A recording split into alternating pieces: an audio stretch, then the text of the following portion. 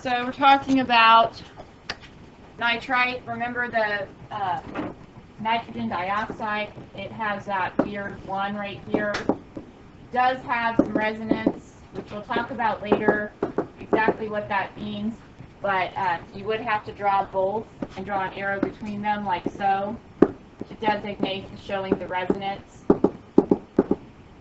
So you would draw them both with the arrow like so, and that would show that this particular molecule has the possibility of having the double bond spread over both of the oxygens rather than just one.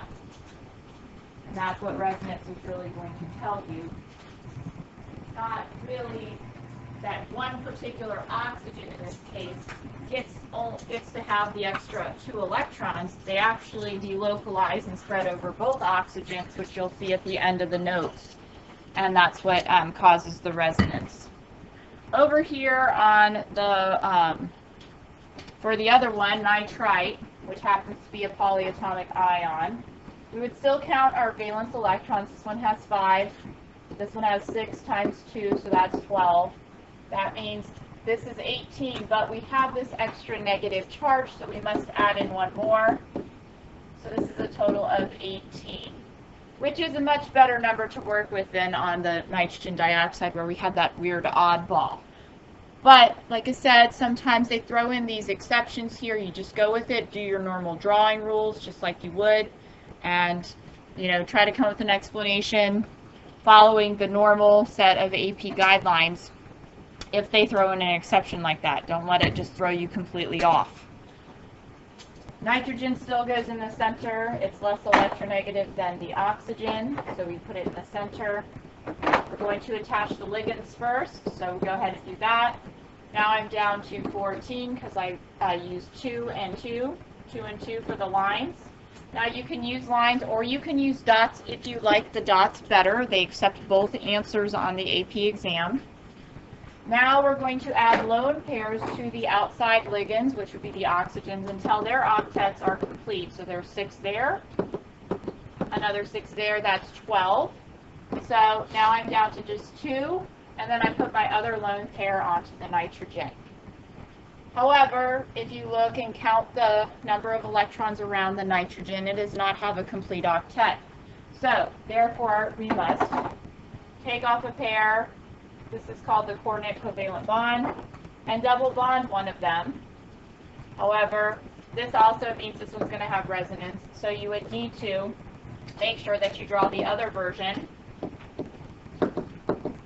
where this one over here, the other oxygen, is double bonded. Don't forget to, on polyatomic ions, you have to put brackets around it and the negative outside to be a correct Lewis dot structure. And therefore my arrows would need to be more in between, but I ran out of room here, so I'm going to fix that.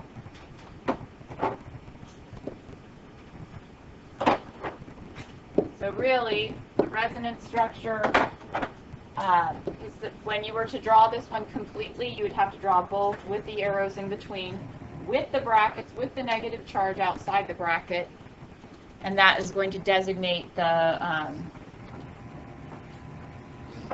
full Lewis dot structure for nitrite here.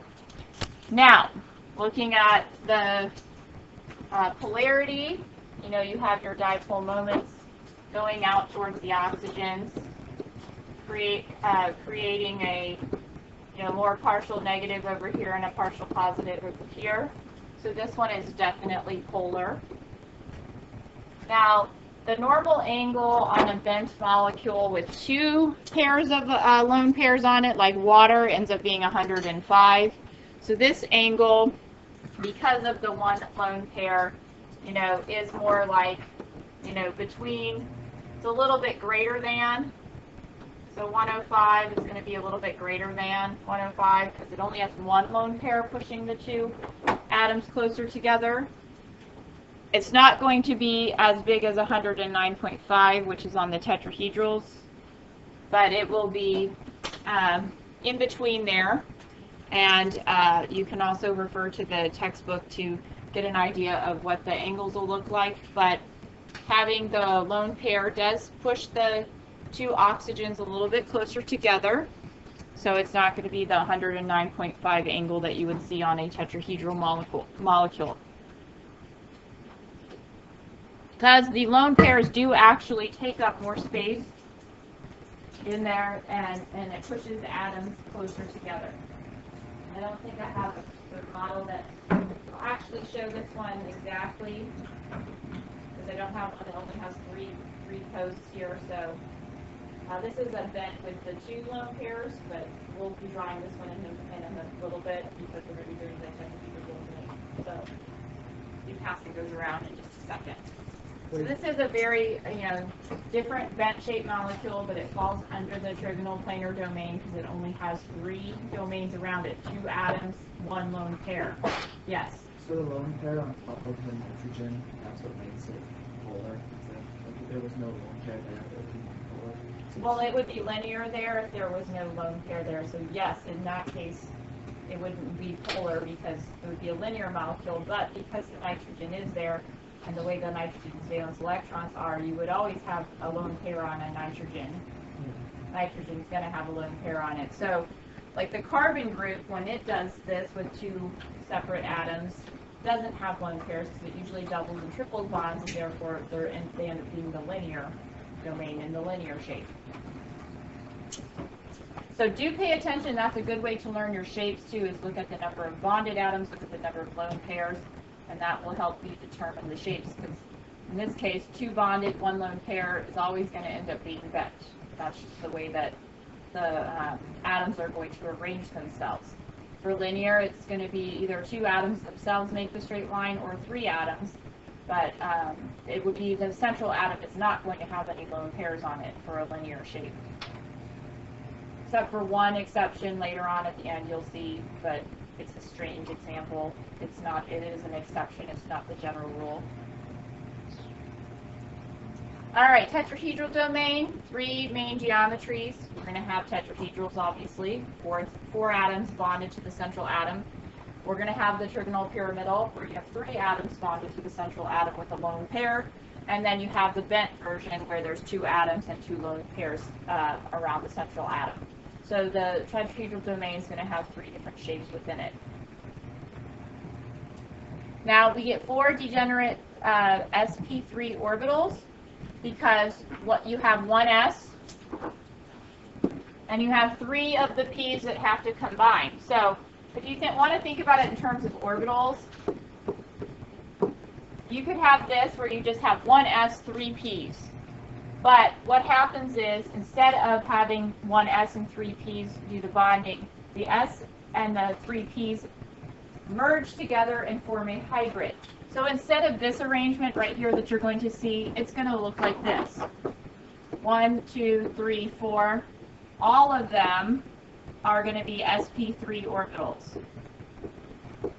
They're hybrids. So the electron, the valence electrons, still they're equal energy. That's why we say degenerate. When it says degenerate, they're equal in energy. But they're a lower configuration, so therefore, remember the idea that these atoms are bonding together is due to the fact that when they bond together, their aggregate, their group, is at a lower energy state than if they were separated. So that's kind of why the hybridization is going to happen, because it creates a lower energy than having the s and the p's in separate orbitals try to arrange themselves. So these hybrids, of course, are going to be around the central atom.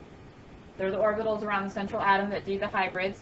As you can see, we have blue and 3 reds making the purple hybrids here. It's kind of a blue and red make purple idea, because it is not an S, it's not a P anymore. It's now a hybrid of all 4 together that have merged.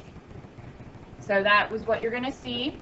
Now, the way I always think about to figure out hybridization is I just count the number of domains around the central atom. So if it has, only 2 domains, it's going to have an S and a P, so 2 things that have to merge. If it has 3 things around, it's going to have an S and 2 P's, so that's sp2. That's why the trigonal planars are the sp2 hybrids. If it has 4 things that are around the central atom, it's going to need 4 things to merge to make the hybrid, so that's why we get sp3. S is the first thing, and then the other ones are the 3 that are going from the P's merging together to make the hybrids. Tetrahedral, this one's from last year. I'm pretty much going to draw these. these next three very quickly because these are a review of last year. Silicon's going to have 4 valence electrons. The fluorines have 7 times 4, so this is a total of 32 electrons, correct? Which atom goes in the center? Silicon, it's less electronegative. Now I attach my ligands, all the fluorines, like so. Now I've used 8 of my 32, I'm down to 24. And now I need to satisfy the octets of the outside atoms. This is very simple. There are 4 fluorines that all need 6 in order to satisfy the octets now.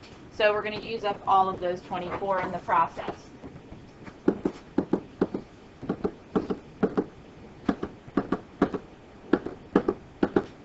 Okay, and as you can see, for our dipole moments, they're all going to go towards the fluorines, canceling each other out. This is a very symmetrical shape. It is 3-dimensional though, okay, so keep in mind, I'm going to go to the website because I can't draw the 3D stuff very well. As they do very, very well looking at that. So here, I'm going to take away that.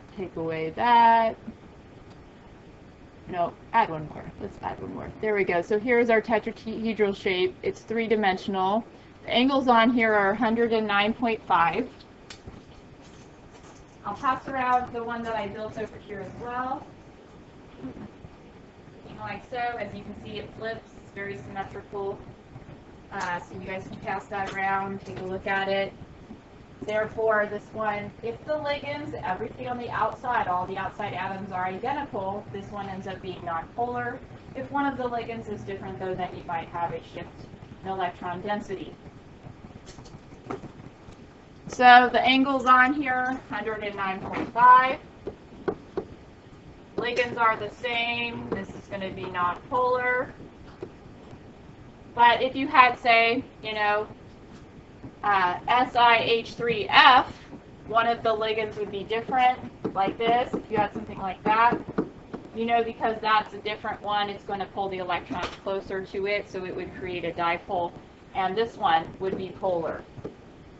So you have to watch the symmetry to determine polarity, and don't forget, once again, for all the shapes, you know, you need to know that hybridization up to the tetrahedral domain. sp3 hybrids are going to be around the central atom here.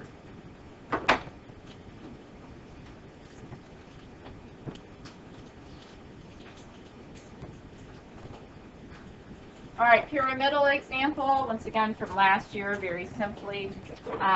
This one has 5. These ones all have 1 times 3, so that's a total of 8. Phosphorus goes in the center. Add on your H's. Those are the ligands.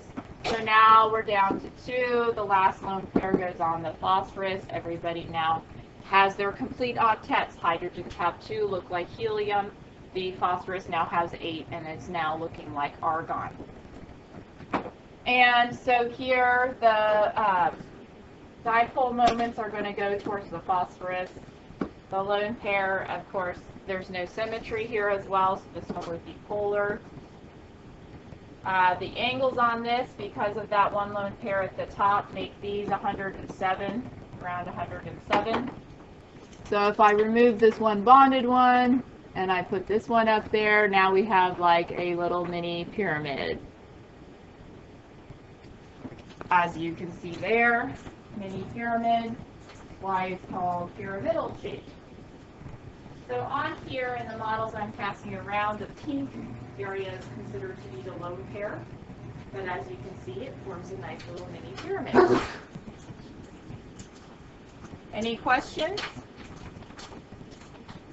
Their ball and stick model is much better than mine to draw. Once again, sp3, we're talking polar here. Very good. And sp2, this one has 6, this one has 7 times 2, so that's a total of 20 electrons. S goes to the center, the BR's attached. So now I'm down to 16. 2, 4, 6, 8, 10, 12. Now I'm down to 4, 2, 4. Everybody has a complete octet now. These ones are very simple. They're pretty much just single bond ones. And actually the dipole moments go this way. But we could just tell based off the symmetry too.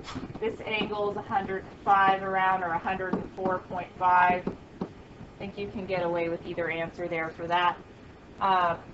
Those two lone pairs take up more space, and so they push the other two atoms a little bit closer together. So it's more narrow than the pyramidal or the tetrahedral. Pyramidal is about 107, the tetrahedral 109.5. And this is sp3, of course, still sticking with 4 domains around the central atom, and polar. And I have one over here that I've created that you can pass around and look at. Once again, the pink are the two lone pairs showing the bent. You can see how they oppositely put themselves in correspondence to the atoms, but it creates this bent-shaped molecule. And I will go ahead and put it up on the simulation as well so you can see that. So let's take off one of our bonded atoms and add on a lone pair. And now we have that bent shape. As you can see, they stagger themselves, spread out, and so forth. And this angle in here is about 105, 104.5. Any questions? So pH3 would be the trigonal domain. It wouldn't be the tetrahedral domain. No, it's in the tetrahedral domain because it has 4 things around the central atom. It has 1 lone pair and 3 attached atoms, so it does fall in the tetrahedral domain. It's about the number of domains, whether they are lone pairs or a bonded atom. So that's how you would count the domain. And it is a pyramidal shape, so it is a different shape. It's not a tetrahedral shape, but it falls under the tetrahedral domain. All right, these are more of the newer stuff. You were supposed to have learned about BiPyramidal in honors. The BiPyramidal domain, you have to pay attention to the planes on here. You have your axial position. The axial position is the top and the bottom here if you're thinking about this plane. And the equatorial goes like it's like the triangle part in the center, forms kind of like a flat triangle. The equatorial plane is where we're going to be adjusting and removing atoms and adding lone pairs to the equatorial plane. The axial plane stays the same as we're going through the different shapes that fall under the BiPyramidal domain. Keep in mind there should be 5 either bonded or lone pairs around the central atom in order for it to be considered the BiPyramidal domain.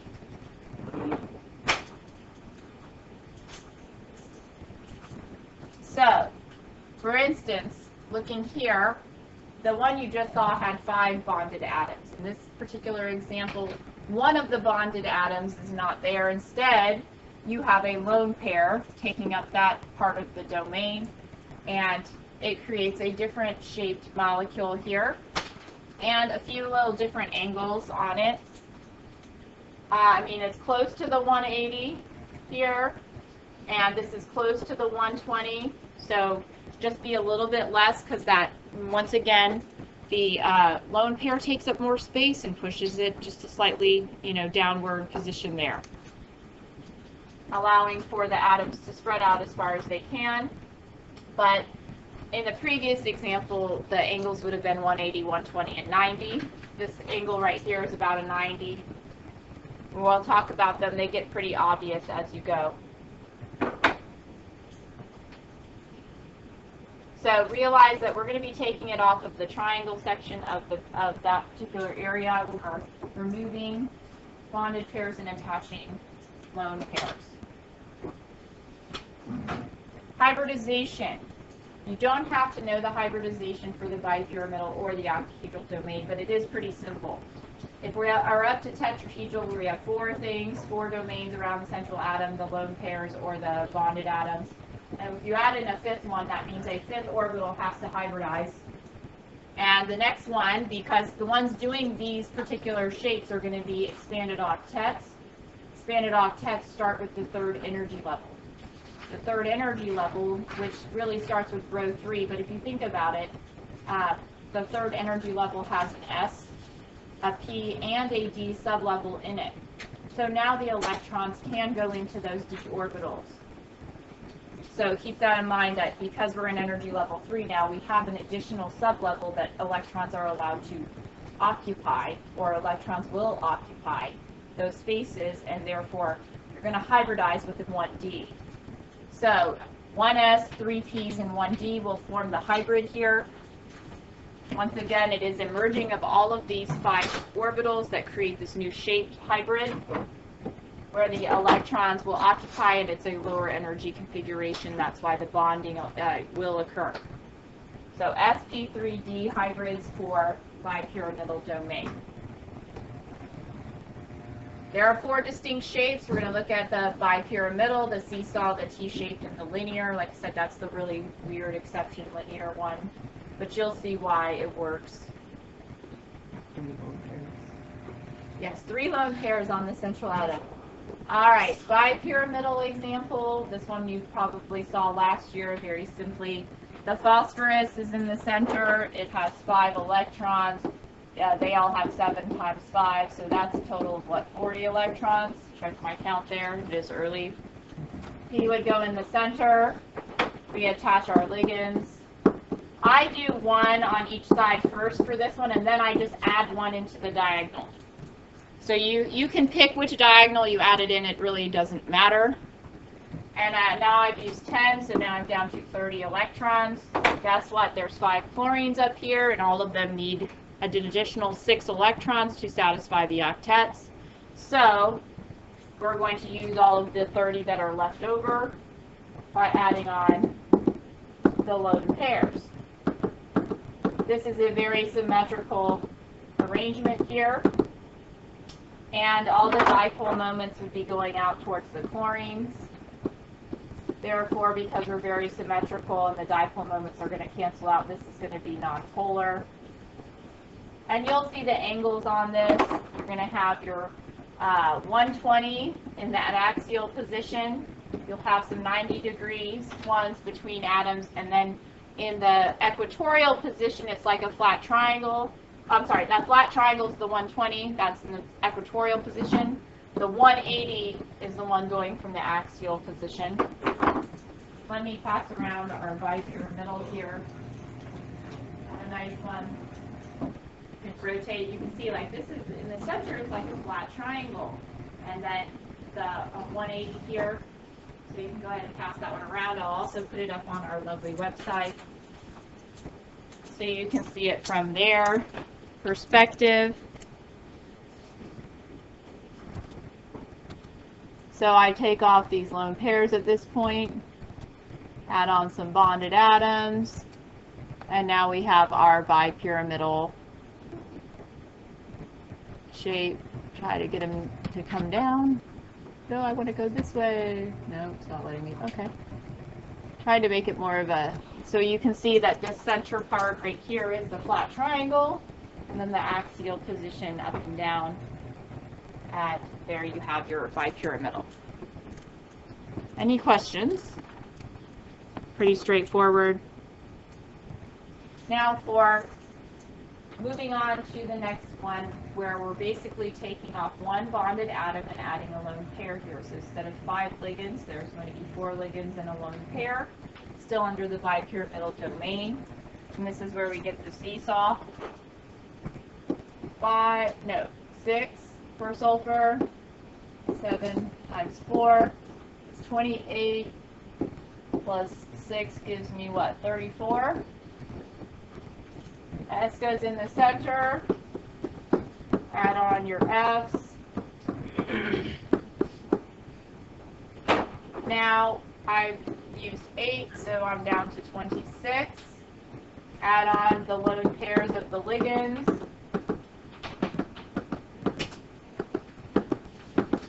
So that is now another 24 gone. Wait, did I add that up right? sulfur has 6. There should be one lone pair on sulfur. There should be one lone pair on sulfur. You're right. So, So 34 works. So I took off 8. Then I just did 24. So now I have 2 left. Yes. Thank you. So my last little lone pair, when you have extra lone pairs like this, now in the expanded octet world, you just add them to the central atom. That's all you have to do. When you run out, you have to double and triple bond. When you have extra, you just throw them onto the central atom. Okay? And that does, I can't really draw it very well here, but it does throw off the shape that lone pair does, and it does create a dipole moment more towards the chlorines downward from the lone pair.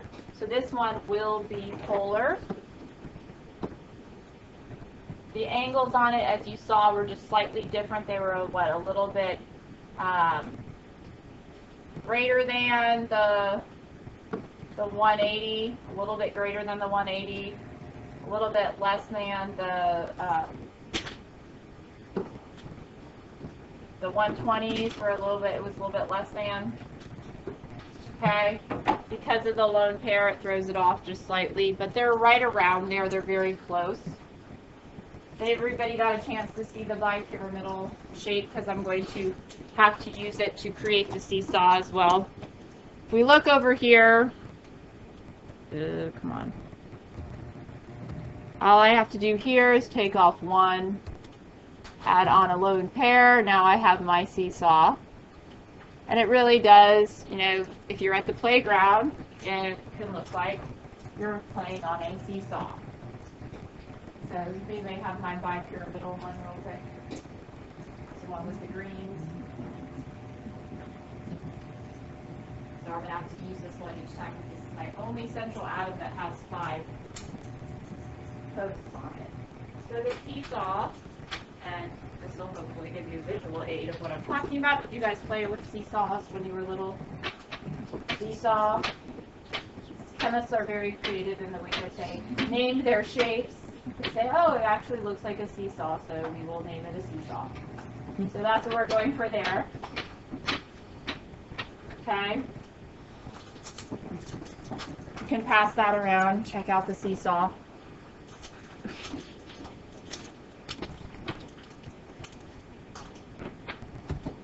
I've never seen like 2 spheres of seesaw.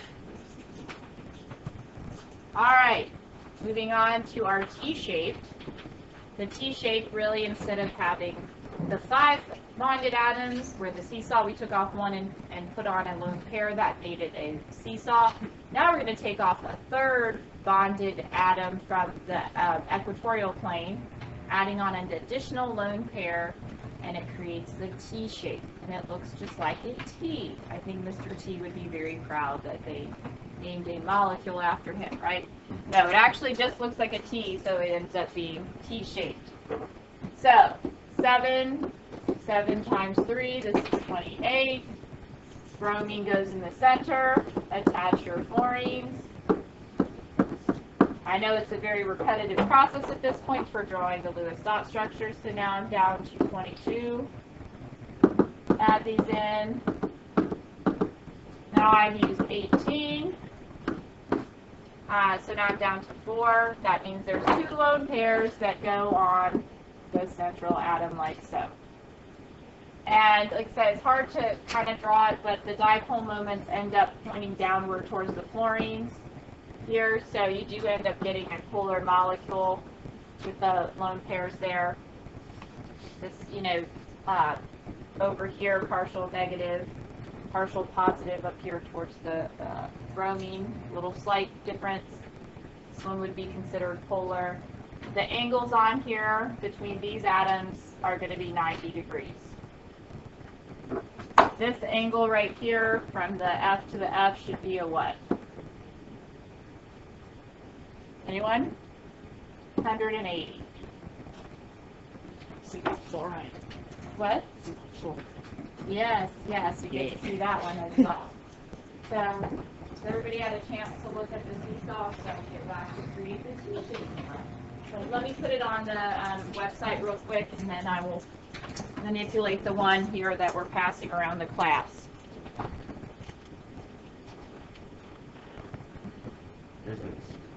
here's the seesaw. All right, so here all we have to do is take off one of our bonded, add on a lone pair, and now guess what? It's really a T. That's it. That's all you get.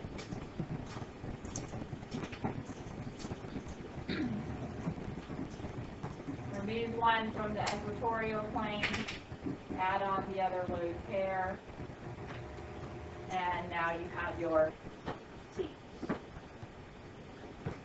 You have your T shape.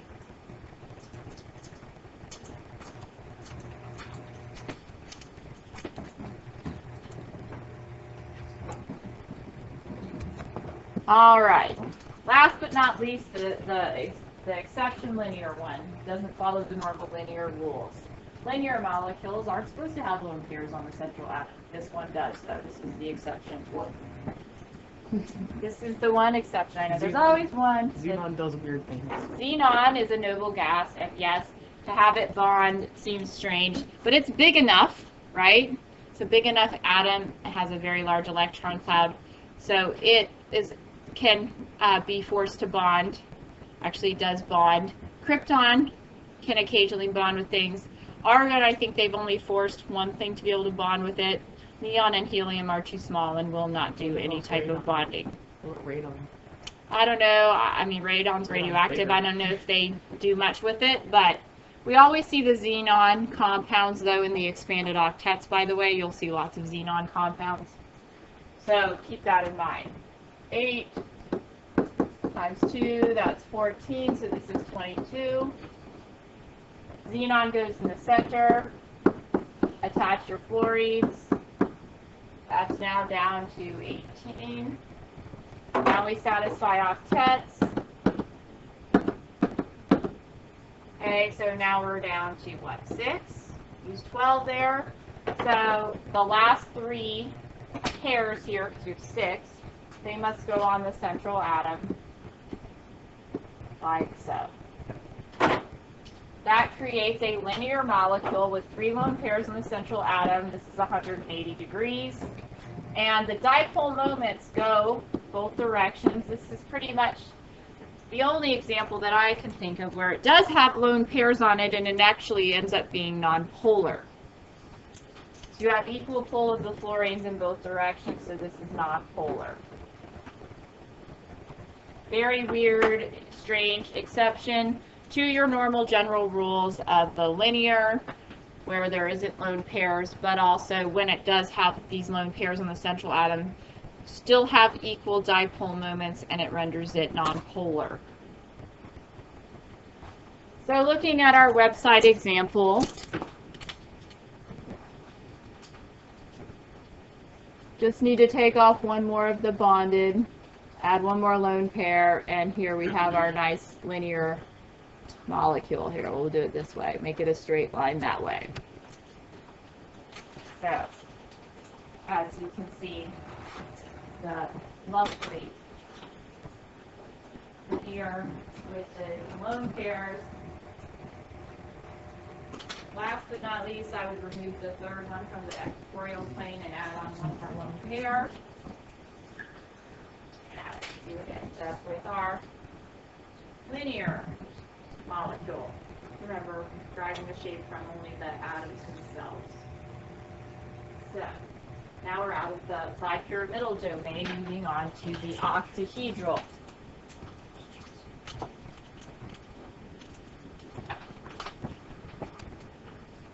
Octahedral domain is going to have 6 around the central atom, bonded atoms or lone pairs. As you can see here, there are 3 molecular geometries. There's one called octahedral, one called square pyramidal, and one called square planar. And they pretty much are that. It's a pyramid with a base of a square, and the other one turns into a flat square. That's why they call it square planar. The hybridization, I'm sure you can now pick up on the pattern. It's going to take 6 orbitals to hybridize to create the ones around the central atom. 1 s, 3 p's, and 2 d's. These are all in the expanded octet region, obviously, of our deal so these extra electrons will merge and the d orbitals will come in to become part of the hybrid.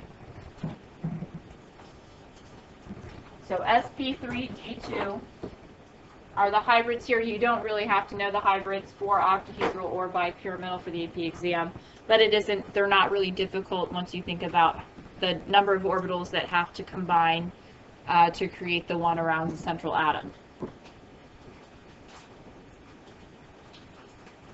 So first one is one you probably saw last year in honors, is the SF6. Very easy to draw. 6 valence electrons, 7 times 6.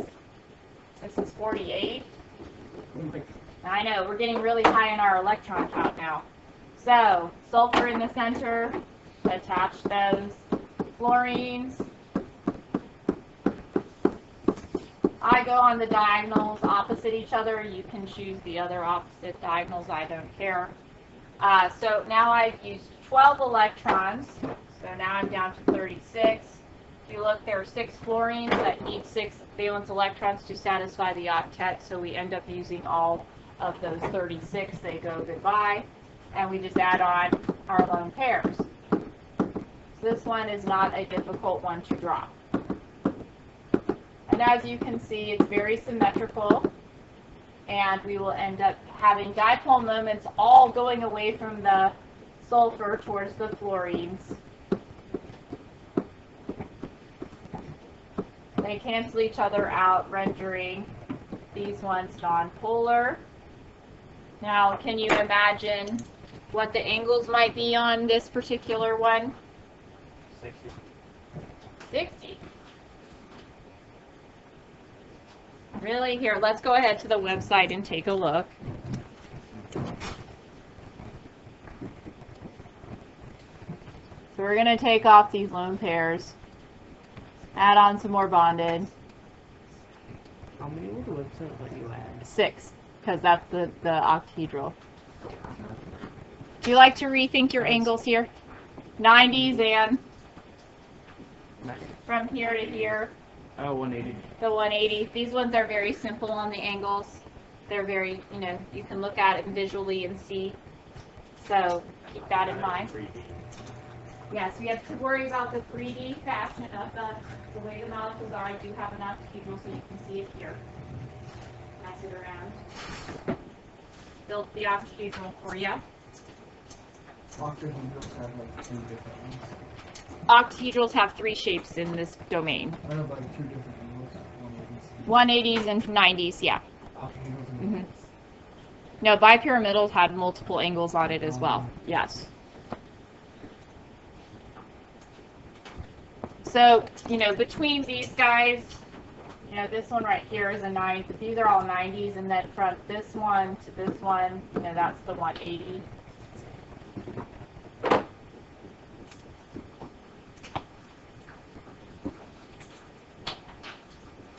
All right, example, square pyramidal. Basically, one of the bonded atoms is removed and it's replaced with a lone pair, so it ends up making a square pyramid. Or a pyramid with a square base, I guess is the best way to describe that. 7 times 5, we're still up there, 42. The R goes in the center. F.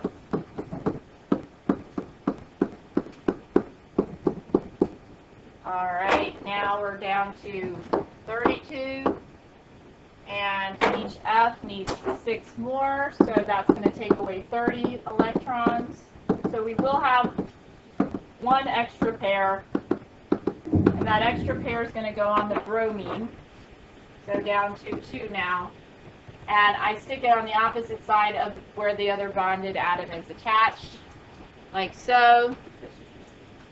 And therefore, now we're going to create this square pyramid. The angles on these happen to be, 90s as well. And then you can't really see the base of the pyramid from the drawing perspective, but this one, from here to here, going this way, will create some 180s. And this way to this way, when you're looking from the base, you'll see some 180s. These ones are polar. because of the lone pair, the dipole moment will point away from the lone pair. Okay. Don't forget, you know, the sp3d2 hybrids here as well. Let's take a look at the website. All I'm going to do is remove one of the bonded, add on a lone pair, and I'll try to rotate it so you can see the pyramid.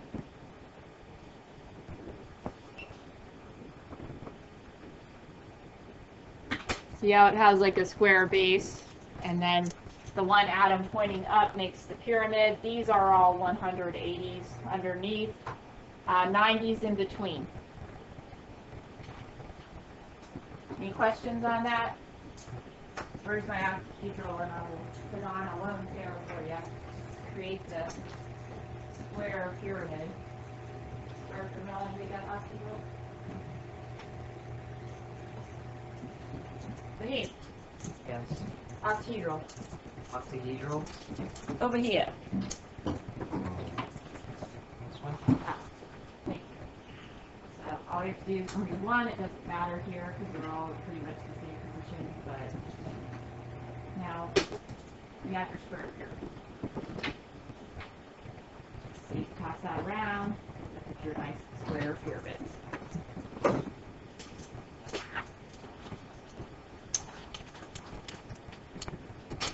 All right, last one. Yay, last shape. The square planet. Another xenon compound, as you see. 8, 7 times 4, that's 28. So this is what, 36. Xenon in the center. Attach our fluorines.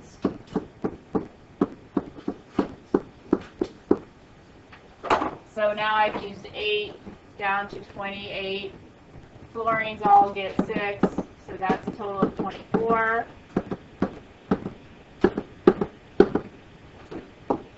And the last two lone pairs go on the central atom opposite each other, like so, creating the flat square. The angles on these guys also, these are 90s between the fluorines this way. And then, of course, like from here to here are 180s. It's hard to see from this perspective. This one, though, because the lone pair is on the top and the bottom and it forms the flat square, the dipole moments do end up canceling each other out. They all point towards the fluorine. So this one is another example where lone pairs can be on the central atom. If all the ligands are the same, they will end up being nonpolar because it's symmetrically shaped, and therefore create the nonpolar molecule. So looking at our website over here, going to take off a bonded, add on a lone pair. Let's try to make it the flat square. See, as you can see now, the lone pair is on the top and it's on the bottom, and the rest of the atoms are arranged in 90-degree angles from each other with 180s, you know, on the outsides. So if the ligands are all the same, it ends up being nonpolar, like you see up here. So for my octahedral, I can put one more lone pair on it. You can see the square planar. And pass that around if you like.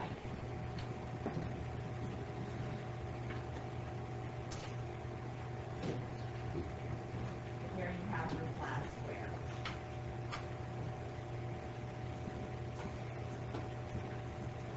So now that our shapes are done, we get to move on to some other nice things. Formal charges, yes. Before we get to formal charges, I just want to point out to you, so you might see this in the problem set or in your AP exam or practice tests either. If you get a large molecule like a carbon chain, they would want you to know the geometry, say, of like that particular central atom or this particular central atom. if you look at this, the first one that I just circled, this one, 1, 2, 3, 4 bonded atoms. What would you call that shape? That would be a tetrahedral shape around this particular central atom. But if I wanted to look at this one, 1, 2, 3, this one has a double bond, which means there's no lone pairs on it. What kind of shape would be around that central atom? The planar one, yes. So the flat triangle, the trigonal planar.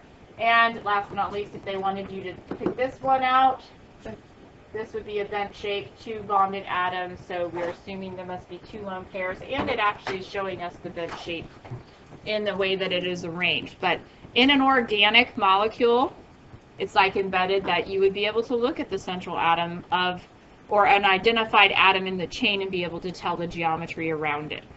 Okay. Just so you know, yes. Now for formal charge.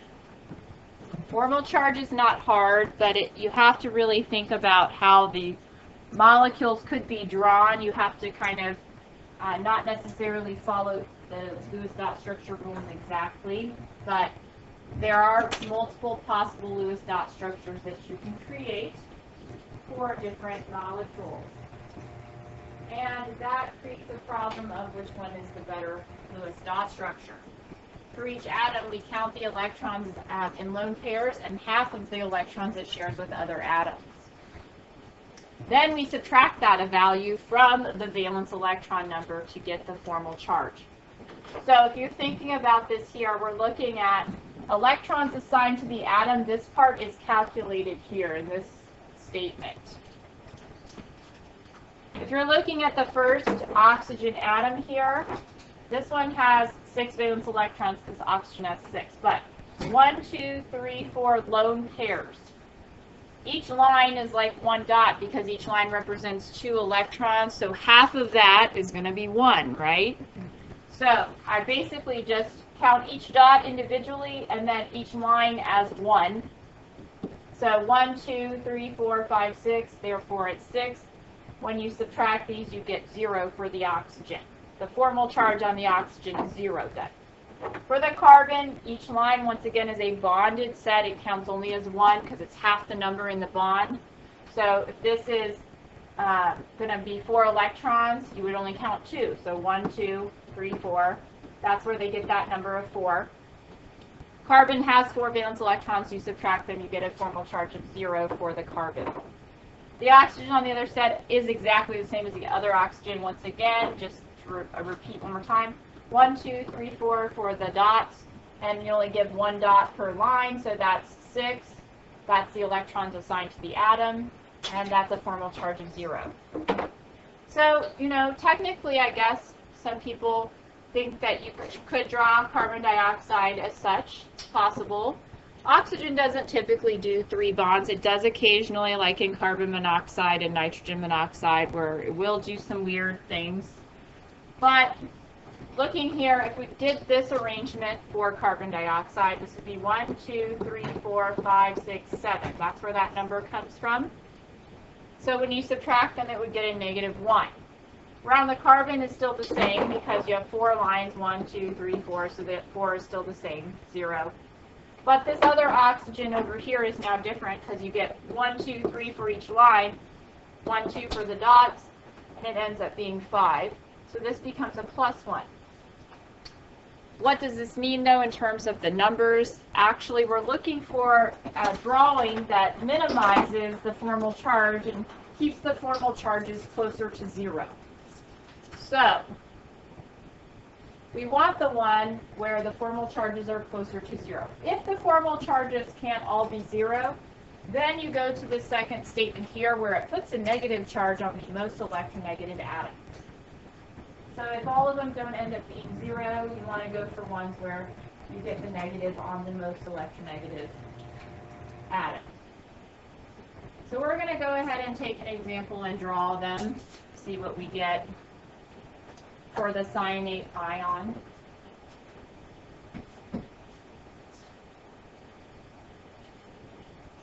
So let's take a look at cyanate.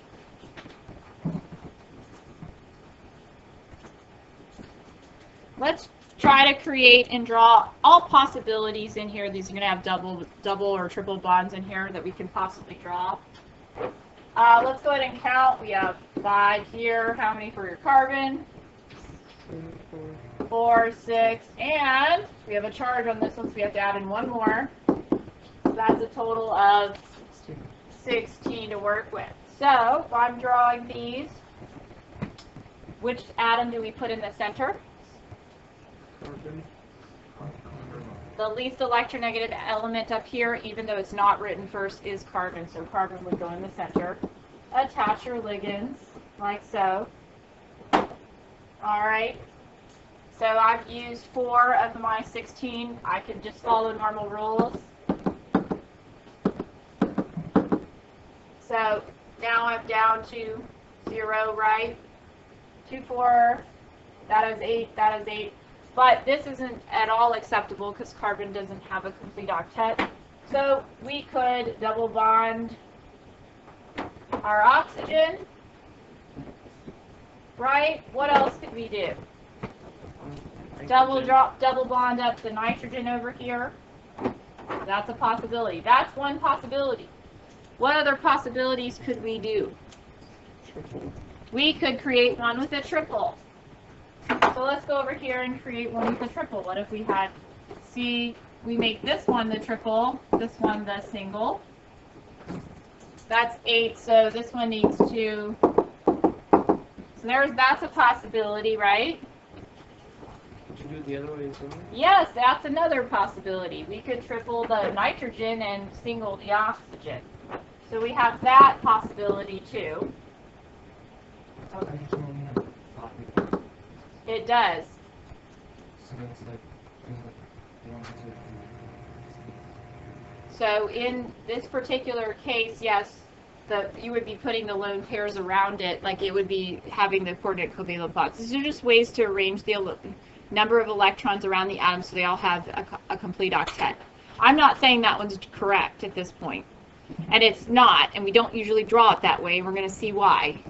Okay? But in this case, the nitrogen with the 3 bonds here, the oxygen has lone pairs. So we have 3 different choices of ways that this could be drawn and still meet our rules of making sure everybody has their octets. So let's take a look here. Oh, and I did forget. What did I forget? I forgot my brackets. Make sure you do that. Brackets, charge, brackets, charge, brackets, and charge. Can't forget those because on polyatomic ions, you're supposed to have the brackets and charge in there. So now what we would need to do is we would need to calculate formal charges to decide which one's the best Lewis dot structure. So what I'm going to do here is go ahead and just write out the valence electrons. Let's make a row of valence electrons. 5, 4, 6. 5, 4, 6. Oh, not 0, 6. 5, 4, 6. Now we need to do the assigned electrons. So if we're using this nitrogen example, this would be how many assigned? 1, 2, 3, 4, 5, 6, 7. Subtract those, we get -2. Carbon, 1, 2, 3, 4. That one subtracts, that gets 0.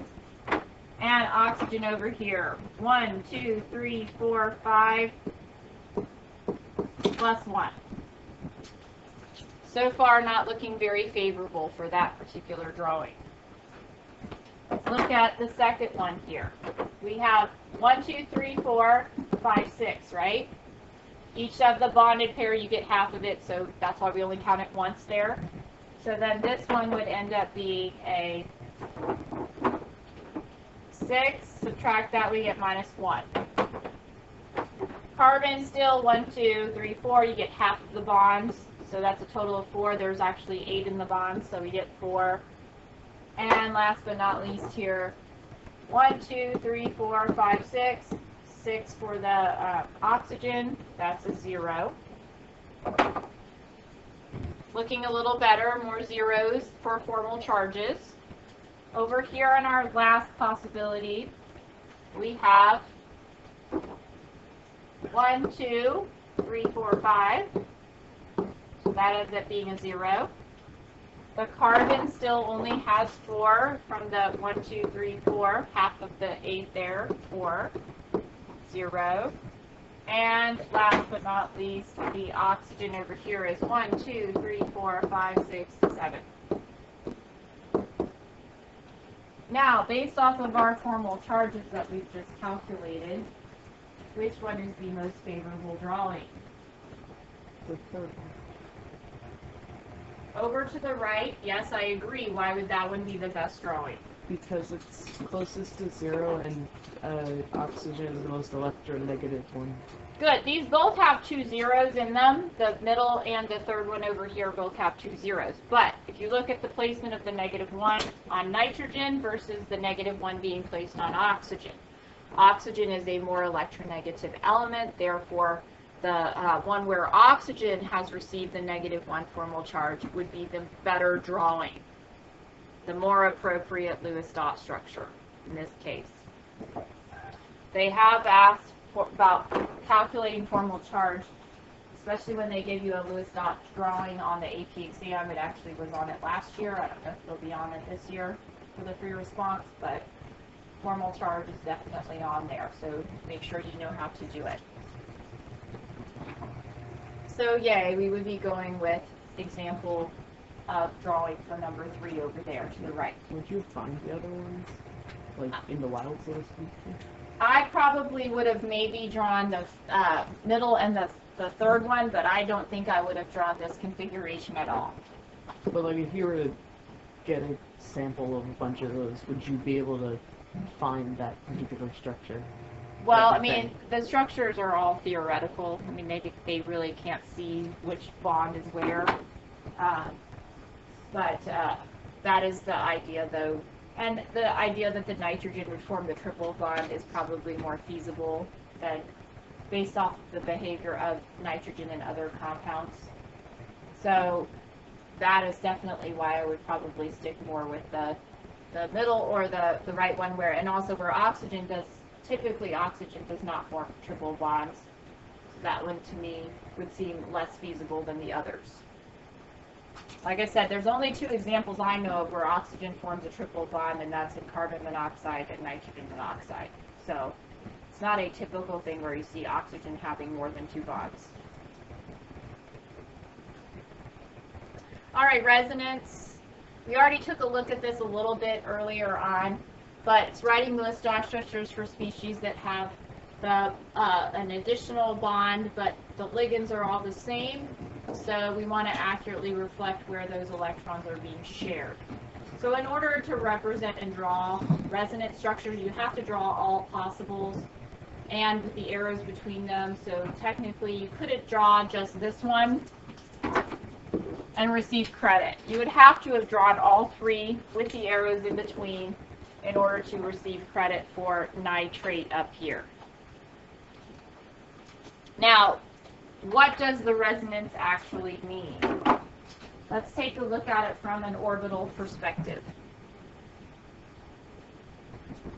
If you're looking at the top diagram on the left over here, one of the drawings is showing that the double bond has the pi bond here, and that it's only on that particular oxygen. Well, that's not actually how the resonance works. It actually distributes those extra electrons across all of them and creates like a hybridized pi orbital, as you can see down here, where all of the pink now blends. It's more of a hybrid. They would say like a pi resonance bond, or you could say the pi bond. Now the electrons have delocalized along the pi bond, and you have this overlap area, and it's sort of like a hybrid. It's like where all the electrons are equally shared. Those extra 2 are equally shared amongst all 3 of the oxygen atoms. So it redistributes everything kind of equally and shares them more equally. So the correct, graphic for the orbitals down here on the left down here.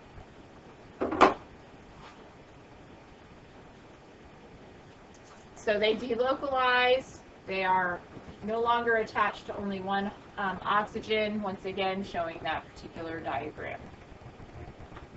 Resonance pi bond. You can call it a resonance pi bond if you'd like.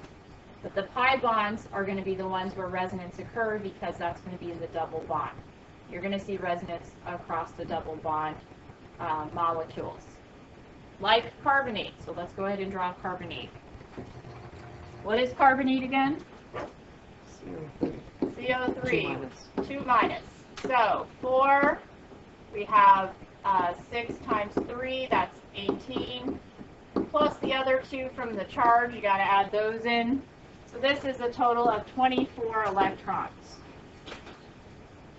Carbon goes in the center.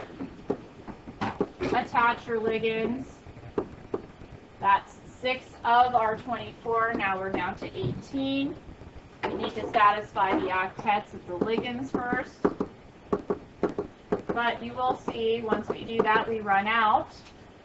We only have 18, so 18 is now gone. We need to coordinate covalent bond one of them. In this particular case, I'll do this top one right here. We will do the double bond there. Don't forget your brackets and your charge. So that is the first version of the resonance structure. So that I still have to draw 2 more to really complete the structure. Just rotating the double bond onto the other oxygens.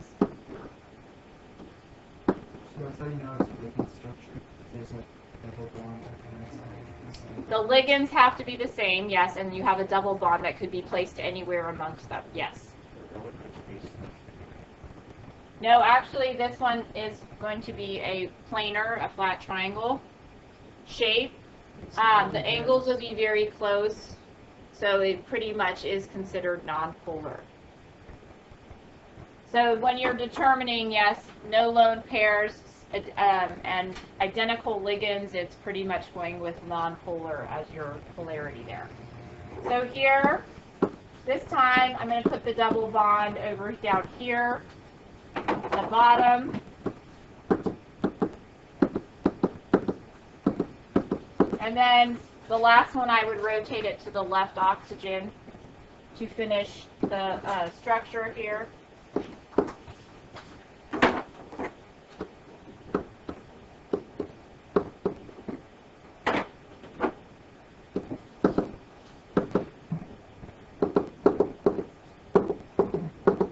And this would be the complete drawing, Lewis dot structure drawing for carbonate. So in order to get credit, you must, and this is shown on many of the previous pre-responses, they will only give you credit if you have all of the structures, the arrows in between, showing the possibilities. Oh, I did miss my arrows, thank you. No credit. No credit, yes, I wouldn't receive credit there. I have to have the arrows, yes. That would be here, yes, you would, it's all or nothing, they don't give you 1/2, so. I just wanted to point out one more obvious example here, which is benzene. I don't know if you've ever seen benzene written, probably with all that organic you got last year. Benzene has double bonds every other carbon, looks like so.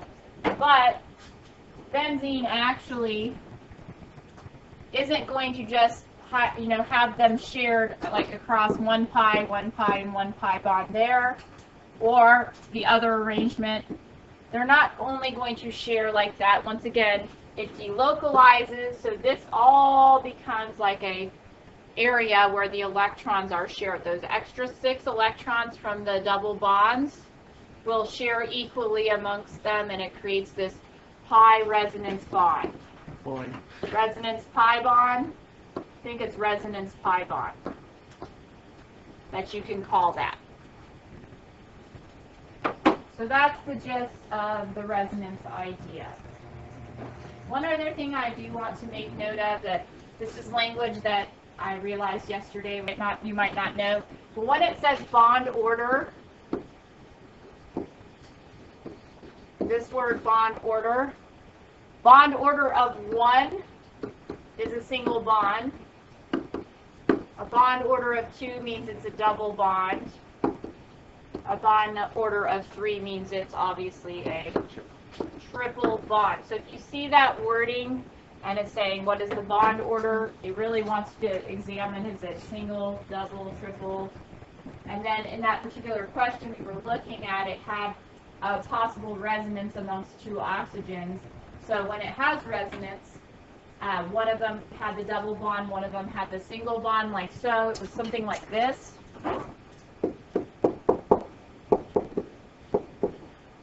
Like so, it was something like that. This was counted as, of course, this bond was a bond order of 1. But the way the resonance works, you had to do this. This was 2. This was 1. So it was over the 2 bonds. It was 2 plus 1 divided by 2. So they consider the one with the resonance structure, because it equally distributes that extra bond, as 1.5s. Okay. Because this is a bond order of 2, this is a bond order of 1, but they equally share them. So you would add them together and then divide them by 2. So I guess if that's the case, like say for carbonate, let's go back to carbonate. So if we were doing the bond order here, this one's a 2, that's a 1, that's a 1. It would be 4 divided by 3 to get the bond order across there. See what I'm saying? That's exciting. Just so you know, that would be what, 1.33? So keep in mind, if you see that language, that's what it's going for there.